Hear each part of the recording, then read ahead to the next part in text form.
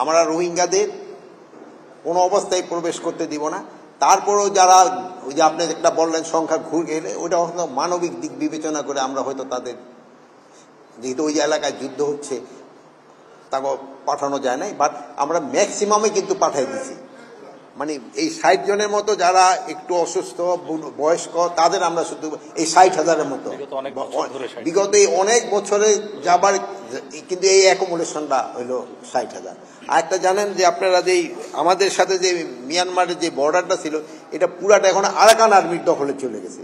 এই লাস্টের যে মংদু ইটা ছিল, ওইটাও কিন্তু আরাকান আর্মির দখলে চলে গেছে। এখন যে আমাদের বিজিবির যে তাদের সাথে যে বর্ডারে যে একটা কথাবার্তা বলা, এটাও কিন্তু ওইরকম তাদের সাথে কোনো জায়গা নাই। এই জন্য আমাদের তাদের সাথে কথা বলতে হলে এখন কোনো শিপে গিয়া হয়তো কথা বলতে হয়তো আনঅফিসিয়ালি, তাও কিন্তু অফিসিয়ালি করা যাচ্ছে না, যেহেতু এই একটা সমস্যা তো আছে।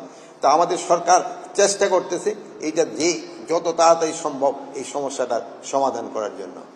প্রত্যাবর্ষণ সম্বন্ধে আমি অত ডিটেল বলতে পারবো না, এটা আপনারা সে যদি জিজ্ঞেস করেন পররাষ্ট্র মন্ত্রণালয় এটা ভালো বলতে পারবেন। প্লাস আমাদের মাননীয় প্রধান উপদেষ্টা কিন্তু তার একজন স্পেশাল এনভয় নিয়োগ করে দিয়ে হয়েছে এটা করার জন্য, এবং আমরা সবাই একসাথে কাজ করছি।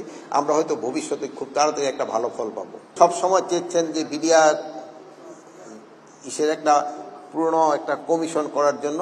এই কমিশনটা আমাদের মাননীয় প্রধান উপদেষ্টা উনি সিগনেচার করে দিয়েছেন, গতকাল রাত্রি উনি সিগনেচার করে দিয়েছেন। এবং এই আমাদের এই কমিটির সদস্য সংখ্যা হবে হলো 7 জন, এবং আমাদের এইখানকার এক মহাপরিচালক ছিলেন ALM ফজলুর রহমান স্যারে হচ্ছেন এটার সভাপতি, এবং এর সাথে আমাদের সামরিক বাহিনী আরো 2 জন সদস্য থাকবেন। একজন আমাদের ইসে থেকে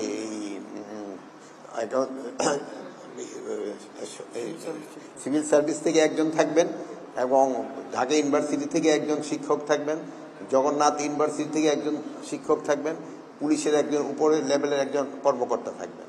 পররাষ্ট্র মন্ত্রণালয়ে আমাদের চিঠি অলরেডি চলে গেছে ওনার এক্সট্রাডিশন করার জন্য, এটা প্রক্রিয়াধীন আছে।